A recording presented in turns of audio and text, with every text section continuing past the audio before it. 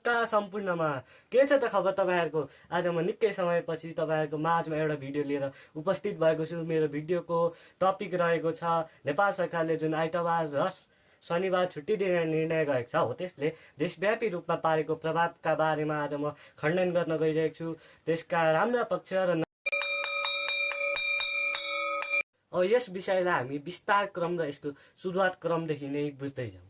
यसको सुरुवात भनौँ यस पालिको भनेको विक्रम सम्वत 2082 साल 12 महिना 22 गतेका दिन मन्त्री परिषदको निर्णयबाट यसलाई जारी गरियो र लगतै 23 गतेबाट हरेक सरकारी कार्यालयहरूमा लागू भयो। र अब यसको म सकारात्मक पक्षका कुरा गर्न चाहन्छु। त्यस बेला इरान र इजरायलको युद्ध चलिरहेको थियो र इजरायलले त्यति बेला स्टेट अफ हर्मुजलाई पूर्ण रूपमा बन्द गरेको कारणले गर्दा तेलको आपूर्तिमा ठूलो समस्या आइरहेको थियो। त्यस कारणले गर्दाखेरि पनि त्यस बेलाका लागि चाहिँ त्यसलाई सकारात्मक रूपमा लिन सकिन्छ। किन भन्दाखेरि तेलको आयात कम्ती भएपछि भाउ बढ्ने भयो र जति 2 दिन छुट्टी भएपछि 5 दिन मात्रै चल्छ र त्यस कारणले गर्दा तेलको खपत कम्ती हुने भएकाले गर्दाखेरि पनि त्यस बेला आइतबार र शनिबार छुट्टी दिएको होला। र अर्को कुरा मलाई लागेको के हो भन्दाखेरि चाहिँ जुन 5 दिनसम्म कर्मचारीले काम गरेर स्ट्रेस हुन्छ उहाँहरूलाई त्यो चाहिँ घटाउनका लागि र परिवारलाई समय दिने पनि हुन्छ। त्यो कुरा पनि एउटा हुन सक्छ। र विद्यार्थीकै रूपमा हेर्छौँ भने पनि हामीले जुन 5 दिनसम्म पढाइको कारणले गर्दाखेरि दिमागमा जुन भइरहेको तनावहरूलाई पनि घटाउनका लागि जुन त्यस समयले ठुलो काम गर्ने हुन्छ। 2 दिन उहाँ खेलेर वा कुनै पनि मनोरञ्जनात्मक कुराहरू गरेर घुमेर गर्न सकिन्छ। र अर्को कुरा रहेको छ पर्यटन, आन्तरिक वा बाह्य पर्यटनका लागि पनि यसले ठुलो भूमिका खेल्छ आइतबार र शनिबार छुट्टी गर्दाखेरि। किन भन्दाखेरि जुन 2 दिन छुट्टी भएपछि त बाटामा पनि गाडीहरूको चाप कम्ती हुन्छ। त्यसले गर्दाखेरि बाह्य पर्यटकहरूका लागि चाहिँ सजिलो रूपमा खोजेको गन्तव्यमा छिटोभन्दा छिटो रूपमा पुग्न सकिन्छ। र आन्तरिक पर्यटकहरूले पनि घुमेर अब आन्तरिक पर्यटनको फाइदा अब त्यो छुट्टै कुरा गरौँ, त्यो छुट्टै भिडियोमा कुरा गरौँला। र त्यसले गर्दाखेरि त्यहाँ पर्यटकमा पनि ठुलो वृद्धि हुने देखिन्छ। र यसको अब नकारात्मक पक्षका कुरा गरौँ।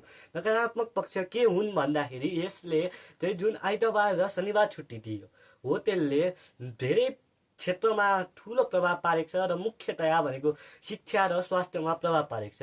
अब शिक्षामा हेरौँ हामीले अब जुन विद्यार्थीको पाठ्यभार हुन्छ त्यो चाहिँ अब जति पुर्याउनु पर्ने हुन्छ त्यो समयमा पुग्न सक्दैन।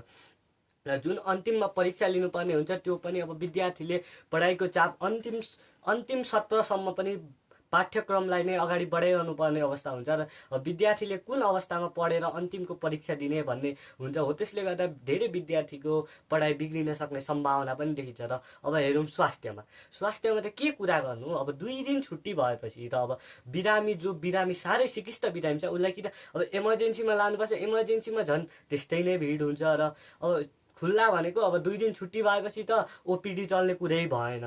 त्यसले गर्दाखेरि जुन स्वास्थ्यमा असर पुगेका व्यक्तिहरू हुन्छन् उहाँहरूलाई चाहिँ अब समयमै उपचार नपाएर मृत्युवरण गर्नुपर्ने अवस्थासम्म पनि पुग्ने सृजना हुन सक्छ। र अब हेरौँ हामीले सर्वोच्च अदालतको पनि रजिस्ट्रारबाट पनि अस्ति नै थोरै समय अगाडि यो जुन आइतबार र शनिबार छुट्टी भएको छ त्यसको कारणले गर्दाखेरि धेरै मुद्दाको चापहरू बढिरहेको अवस्था छ। र अब सेवाग्राहीले पनि ढिलो मात्रै सेवा पाउने कुराहरू पनि रह्यो। अब किन भन्दाखेरि 2 दिन छुट्टी भएपछि त अब सेवाग्राहीहरूले त्यो कामहरू नगर्ने त्यो जुन कर्मचारीले गर्ने काम हुन्छ उहाँहरू छुट्टीमा बसेपछि सेवाग्राहीको काम हुँदैन। जस्तै अब पासपोर्ट बनाउनु पर्ने छ भने हामीले लगभग 1 हप्ता अगाडि नै दिनुपर्ने अवस्था हुन्छ। अब पासपोर्ट बनाउन सबैको हुन्छ त्यो 2 दिनको छुट्टीले गर्दा अति नै चाप बढेको हुन्छ कामको। त्यसले गर्दाखेरि अब 1 हप्ता अगाडि दियो भने चाहिँ 1 हप्तापछि आउँछ कि भन्ने सम्भावना हुन्छ।